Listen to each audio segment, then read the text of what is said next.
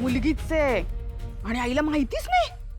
काय जमाना आलाय, मुलगा फिरवतोय पोरी आणि आईला पत्ताच नाही.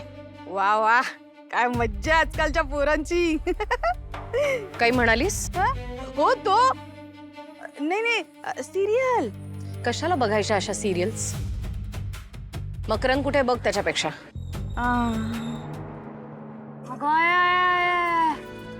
एवढी मोठी बिल्डिंग, आता यात ऑफिस कुठे उडकायचं? एक काम कर, त्या सिक्युरिटीला विचार किंवा सरळ रिसेप्शनला विचार, ते सांगतील तुला कुठे जायचंय. बरं, बिंदास्त इंटरव्ह्यू दे, घाबरू नकोस अजिबात. Okay, all the best. Thank you sir. जा तू, मी थांबतो. ठीक आहे, जातो.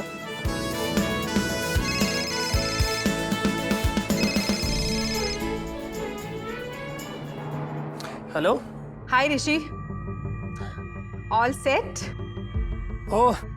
हे बघ, हे टेंडर आपल्यालाच मिळणार आहे. जस्ट दॅट तू सगळं एकदा नीट चेक करून घे. आई, डोंट वरी, मी सगळं प्रिपरेशन करून ठेवलंय. Just a moment.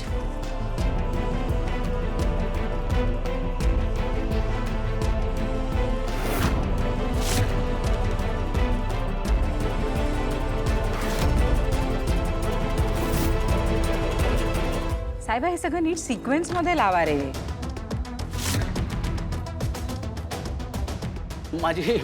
माझ्याकडनं जरा चूक झाली. Sorry madam. मी करतो ना, हे सगळं व्यवस्थित लावून घेतो. मी आहे ना, अजिबात तुम्ही काळजीच करू नका या विषयावर. ऋषी, हे टेंडर आपल्यालाच मिळणार आहे. फक्त कुठलाच प्रॉब्लेम यायला नको. All the best. बाय.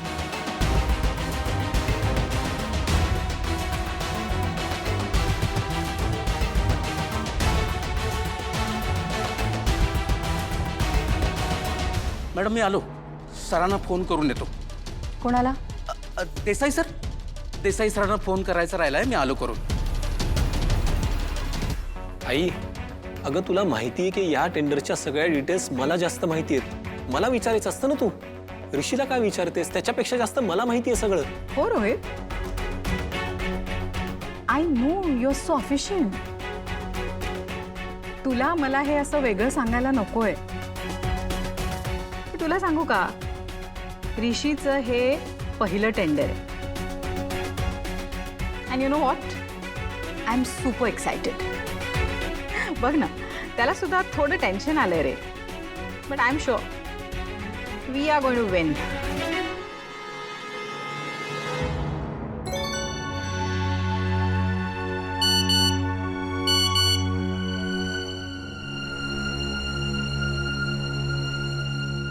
जी माणसं प्रेमात पडलीच त्यासनी विशेष सल्ला. पोरगी सोबत असताना आईचा फोन उचलू नये. लय महागात पडते भावा. आज वाचवले तवा आभार व्यक्त करायला सांच्याला काटकुट लागते.